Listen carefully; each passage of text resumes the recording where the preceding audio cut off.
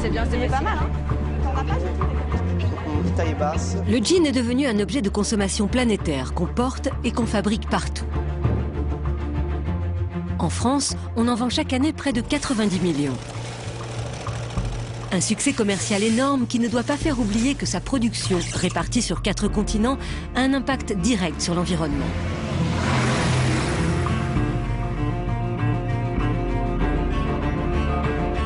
De la récolte du coton à son assemblage en Tunisie, d'où il repartira vers l'Europe, le jean aura parcouru 1,5 fois le tour de la planète.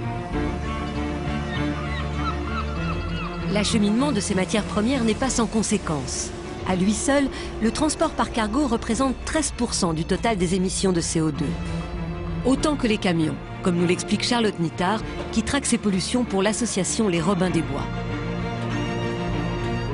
Un jean parcourt 65 000 km avant d'arriver dans notre boutique. Tout ça, ça consomme bien entendu de l'énergie, ça produit des gaz à effet de serre, ça produit aussi des particules de pollution atmosphérique, notamment dans le cas du transport par voie maritime. Le fuel de propulsion des navires est généralement de mauvaise qualité. Donc c'est tout un cycle qu'on ignore puisque l'étiquette ne nous permet pas d'avoir la mesure du gigantisme et de la mondialisation du produit qu'on a entre les mains. Pour fabriquer un jean, il faut au total 18 composants venus du monde entier qui vont converger vers un même lieu d'assemblage comme ici en Tunisie. Coton du Mali pour la toile, bleu indigo d'Allemagne pour la teinture, cuivre de Namibie pour les boutons, zinc d'Australie pour les rivets, pierre ponce de Turquie pour le délavage et les fermetures éclairs, elles, viennent du Japon. 12 pays en moyenne entrent dans la fabrication d'un jean qui sera ensuite envoyé de la Tunisie vers l'Europe, l'Asie ou encore les États-Unis.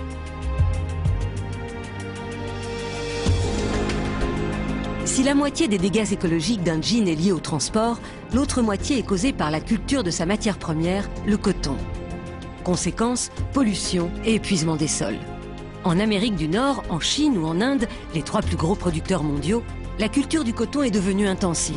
La production mondiale a été multipliée par 4 en 20 ans. Aucune activité agricole ne consomme autant de produits chimiques que le coton. Elle utilise 1/4 des pesticides produits dans le monde chaque année et provoque souvent des maladies chez les agriculteurs qui les utilisent à haute dose et sans protection. En Europe, ces pesticides sont interdits depuis des années, mais en Inde, ce marché est en pleine expansion. Tout ça pour notre consommation de jeans et de t-shirts.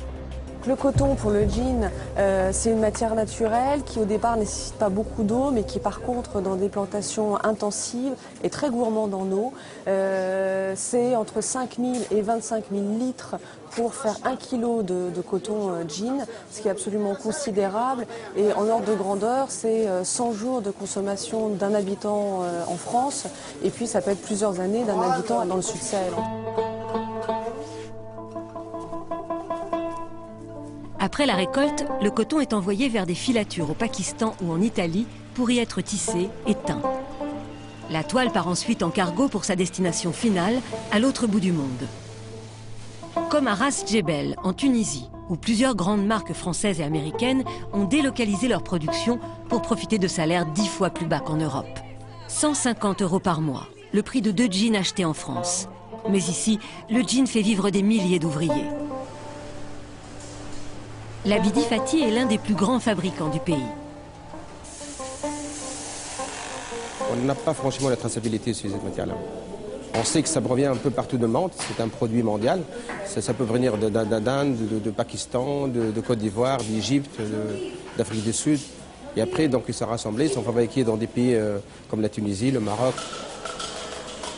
La mode est au jean délavé et l'on retrouve ici notre Pierre Ponce, venu de Turquie. Mais comble du ridicule de notre époque, ces jeans encore neufs il y a quelques minutes vont être artificiellement vieillis. Des dizaines d'ouvrières vont les user, les déchirer, en un mot, les rendre tendance. Elles vont leur faire subir plus d'une 50aine de traitements. C'est l'étape la plus polluante de sa fabrication car elle nécessite des produits chimiques comme le chlore ou le permanganate de potassium. Si l'Abidi Fati nous a ouvert les portes de son usine, ce n'est pas seulement pour nous montrer ces machines ultramodernes qui brûlent la toile au laser et donnent en un clin d'œil des années d'usure à un jean. Les produits chimiques qu'il utilise sont nocifs. Et il a tenu à nous prouver qu'il les retraite pour ne pas endommager l'environnement. Donc ici vous êtes à notre station de traitement biologique qui nous a coûté à peu près 1 million d'euros et l'investissement a été fait sur 2008. Donc cet investissement nous permet aujourd'hui de traiter de manière biologique tous les eaux usées de notre usine et de ne pas déverser que de l'eau propre dans la nature.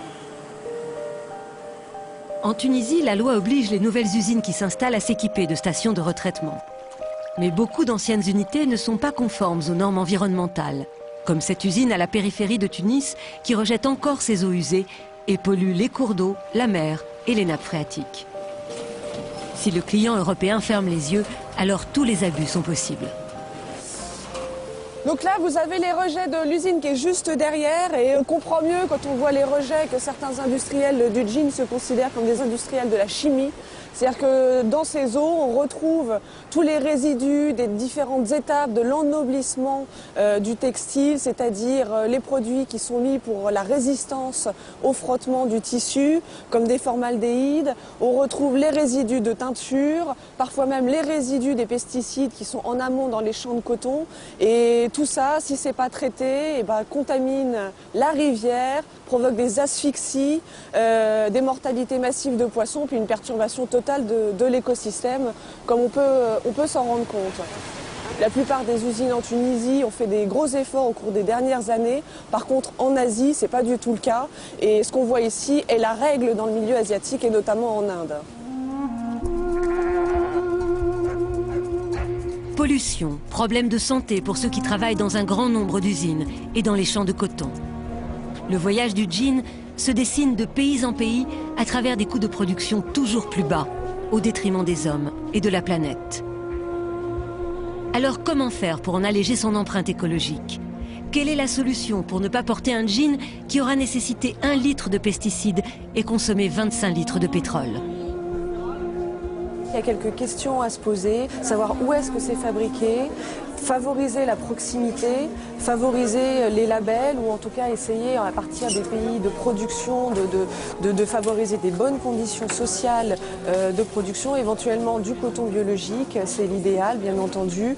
Et puis si on veut absolument avoir un jean usé, il y a quelque chose qui est absolument fantastique, qui est économique et qui est écologique, ça s'appelle la fripe.